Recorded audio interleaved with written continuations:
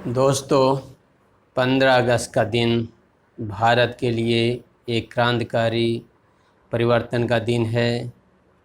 आज के दिन हम उन अपने असंख्य देशवासियों का, वीरों का, उन बलिदानी पुरुषों का नमन करते हैं, इस आशा के साथ कि हम भविष्य में उनके द्वारा सौंपी गई इस धरोहर को अक्षुण्ण बनाए रख सकेंगे। आज भी ये सोचना कितना मुश्किल हो रहा है कि हमारे देशवासी, हमारे पूर्वज उन शक्तियों से लड़ रहे थे जिनका विश्व में कभी सूर्यास्त नहीं होता था। पूरे विश्व में जिनका राज था, हमारे देश के शूरवीर उन महान शक्तियों से लड़ते हुए पूर्ण रूप से आशान्वित थे कि उन्हें अतिशीघ्र स्वाधीनता मिल जाएगी, और उन्होंने उसको हासिल किया। आज हमारा ये कर्तव्य है कि हम उनके द्वारा सौंपी हुई स्वतंत्रता को अक्षुण्ण बनाए रख सकें।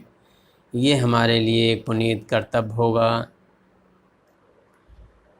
हमें अभी भी बहुत कुछ करना है, जैसे सामाजिक भाईचारा, समरसता, ऊंच नीच की भावना का त्याग और मेल मिलाप होकर, एकजुट होकर देश के लिए मेहनत करना, देश के लिए त्याग करना, देश को आगे बढ़ाने के लिए संघर्ष करना।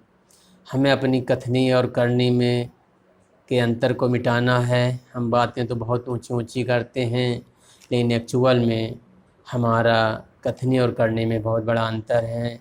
हम बात करते हैं वसुधैव कुटुंबकम की, हम बात करते हैं विश्व बंधुत्व की, लेकिन अमल में हम कुछ भी नहीं लाते हैं, कुछ भी नहीं करते। हम अपने देशवासियों को भी गले नहीं लगाते हैं।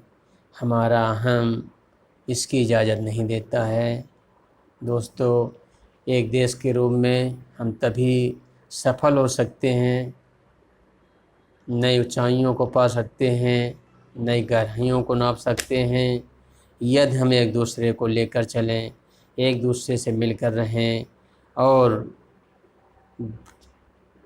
भाईचारा और समत्व, सामाजिक समत्व, समता का पाठ अगर हम पढ़ लें तो ये निश्चित तौर पर किया जा सकता है।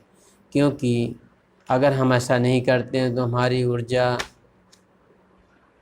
लड़ाइयों में खर्च होगी, एक दूसरे की टांग खिंचाई में खर्च होगी। हमें अपने देश को महान बनाना है तो इन सब से ऊपर उठना होगा। एक देश के रूप में सशक्त होने के लिए हमें अभी बहुत मील के पत्थर गाड़ने हैं। आओ हम कम से कम इतना तो कर ही सकें, हम अपने देशवासियों को गले लगा सकें, हम साथ मिलकर काम कर सकें, हम संघर्ष कर सकें, हम देश को आगे बढ़ा सकें। जय हिंद, जय भारत।